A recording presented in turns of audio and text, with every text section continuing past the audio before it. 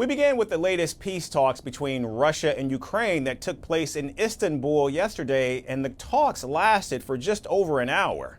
Now, no ceasefire came out of the second round of discussions between both sides, but what they did agree on was a large-scale prisoner exchange under which 12,000 troops would be returned. On release of prisoners of war, we agreed to focus on specific categories rather than numbers. We agreed to exchange all for all, seriously wounded and seriously sick prisoners of war. Second category is young soldiers who are from 18 to 25 years old, all for all. Also, we agreed to return 6,000 to 6,000 bodies of fallen soldiers. White House Press Secretary Carolyn Leavitt said that President Trump is open to meeting both Vladimir Putin and Volodymyr Zelensky if that's what it would require for the conflict to end.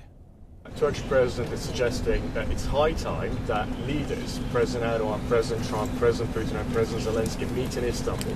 Is that something that President Trump would support and would be partaking? Well, the president has said he's open to it if it comes to that, but he wants both of these leaders and both sides to sit down at the table together. And we saw them do that at the urging of President Trump today.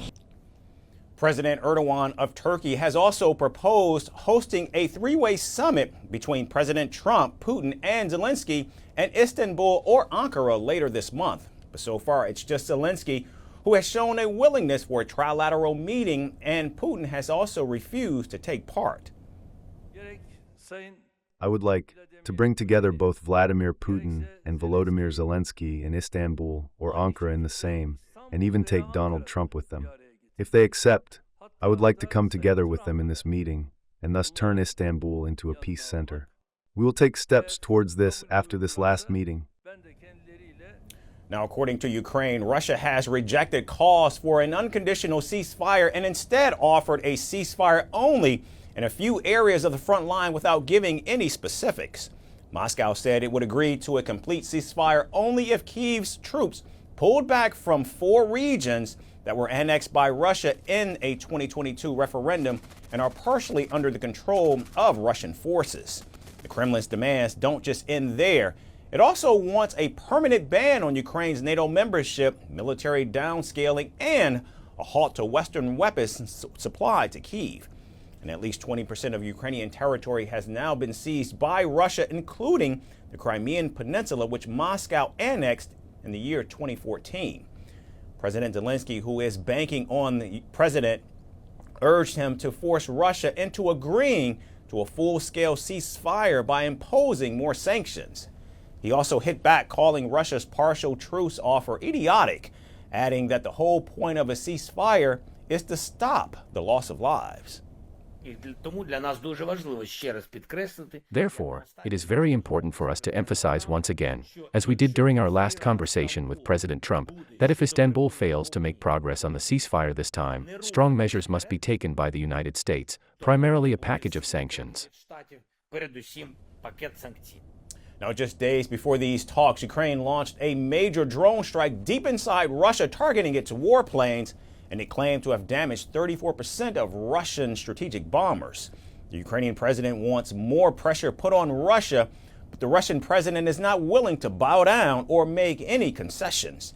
Meanwhile, the president has also claimed to end the war in 24 hours during his presidential campaign, stands distant from fulfilling his promise.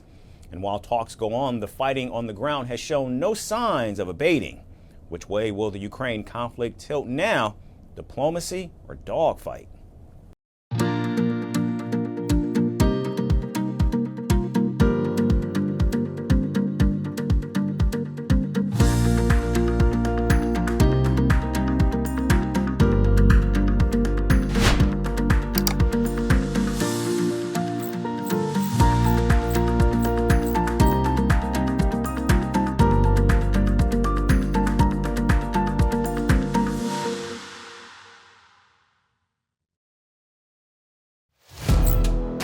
Firstpost now available in 9 languages on YouTube: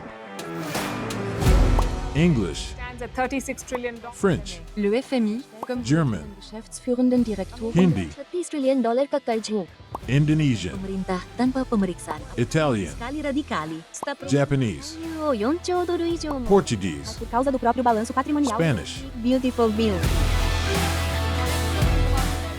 Go to Settings, click on Audio Track and select the language of your choice. Be the first to know what's happening around you in your first language. First Post.